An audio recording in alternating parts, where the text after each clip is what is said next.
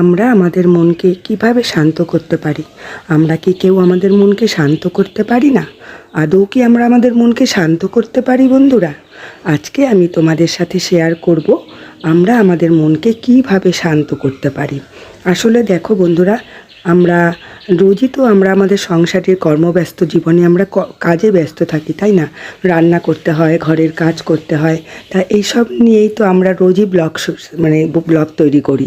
কিন্তু আজ আমি তোমাদের সাথে শেয়ার করব এই গল্পটা, যে আমরা কিভাবে আমাদের মনকে শান্ত করব।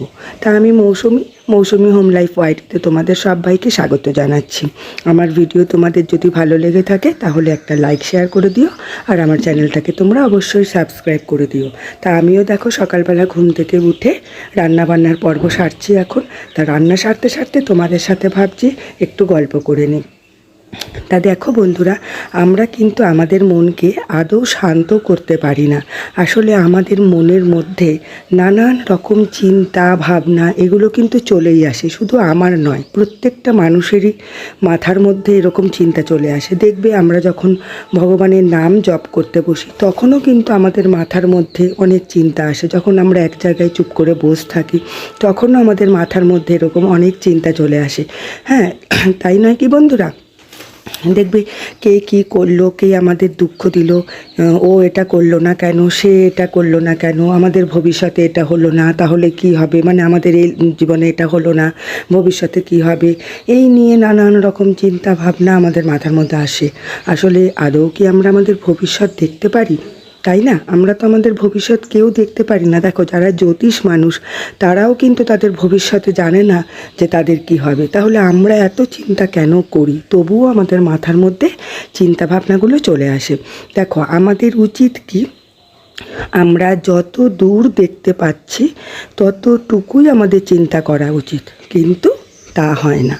আমরা এটা আমাদের লাইফে কেন হচ্ছে না, যদি ভবিষ্যতে যদি না হয় তাহলে ভবিষ্যতে আমাদের এই হবে, এইসব নিয়ে নানান রকম চিন্তা ভাবনা করতে করতে কিন্তু আমরা ডিপ্রেশনের দিকে চলে যেতে পারি।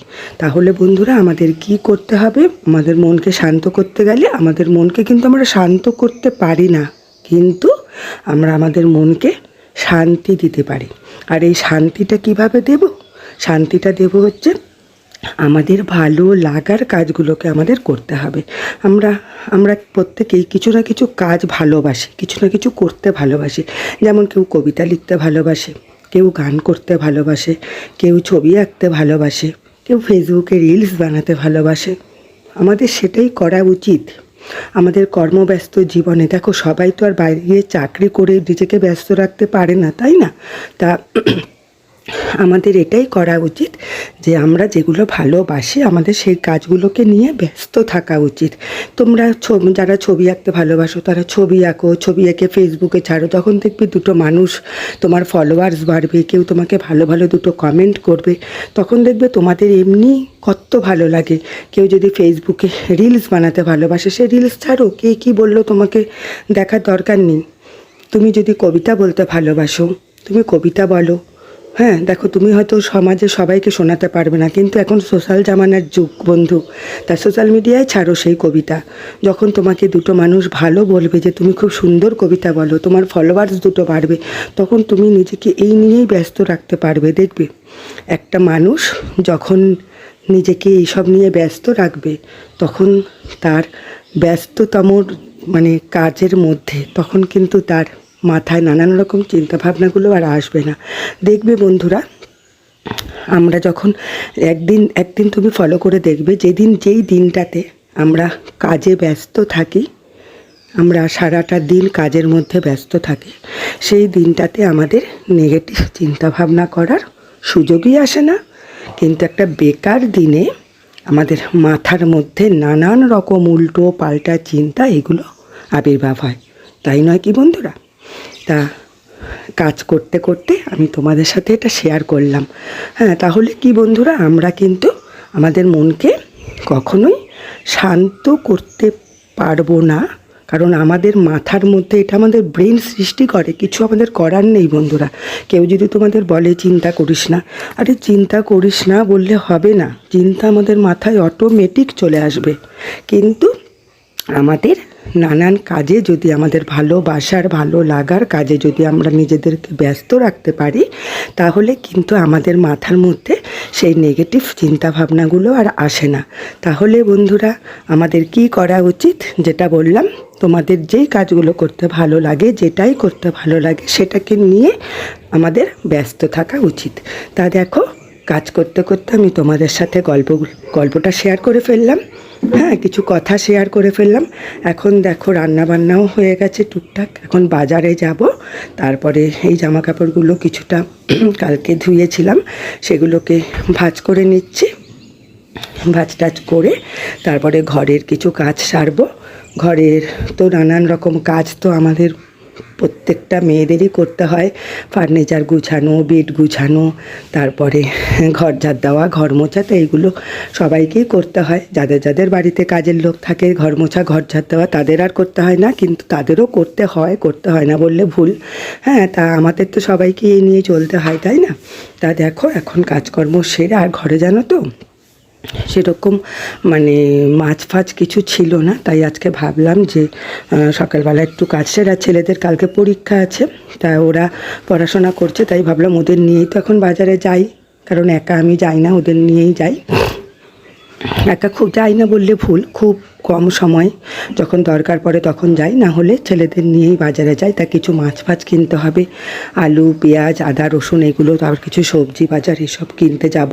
তা এখন যতটা রান্না টুকটাক করে নিলাম, ব্রেকফাস্টের খাবারটাও করে নিলাম। আজকে ব্রেকফাস্টে জানো তো, ছেলেরা খুব ঢ্যাঁড়স ভাজা দিয়ে রুটিও খেতে ভালোবাসে, তাই আজকে ঢ্যাঁড়স ভেজেছিলাম, রুটি করেছি।